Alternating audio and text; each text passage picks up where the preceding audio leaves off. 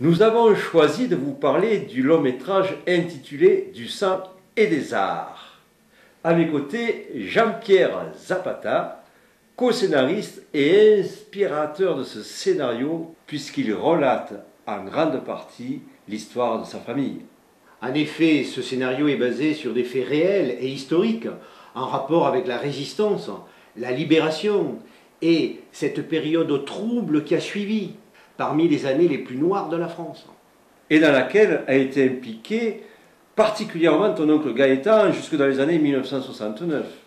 De quoi écrire largement un scénario passionnant, certes romancé, mais proche de la réalité.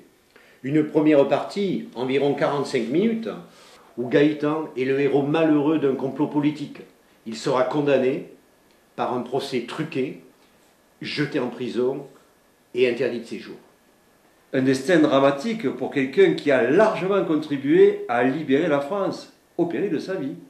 Une vie qui a été conditionnée par cette injustice jusqu'en 1969, comme tu l'as dit tout à l'heure. D'où la deuxième partie, environ 75 minutes, qui commence dans les années 60 et qui s'intéresse aussi au frère de Gaëtan, Juan, un artiste sculpteur de talent. Oui, l'art est très présent à cette époque-là chez moi. Des peintres, des sculpteurs, des poètes se côtoient. C'est vraiment l'art dans tous ses états. Puis il y a les enfants qui grandissent, qui s'émancipent. Avec ta sœur, on découvre la condition féminine de l'époque, mais en général, c'est le moment de relater cette volonté ambiante de rompre avec tous les codes établis. Sacré chapitre. Mais Gaëtan, dans tout ça, qu'est-ce qu'il devient? Il est de retour et tente désespérément de faire rouvrir son procès pour sa réhabilitation. Malheureusement, la justice ne lui accorde pas ce droit, malgré toutes les preuves accablantes qu'il a réussi à accumuler. Preuves qui sont aussi des vérités dérangeantes pour la justice et d'éminents personnages dont le passé en rapport avec la collaboration n'est pas joli.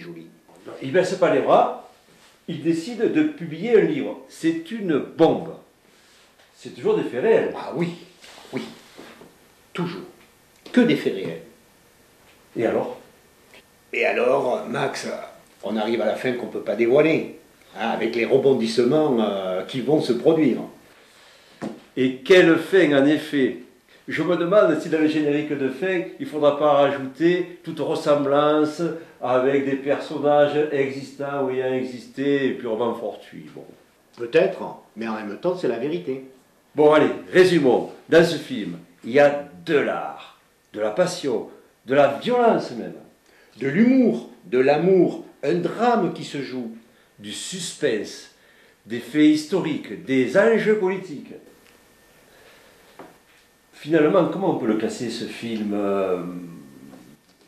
Roman historique, comédie dramatique? Écoute, on a écrit l'histoire, elle nous a passionnés. Peut-être que, mis en film, c'est peut-être un chef-d'œuvre, Max. Allez, ça va.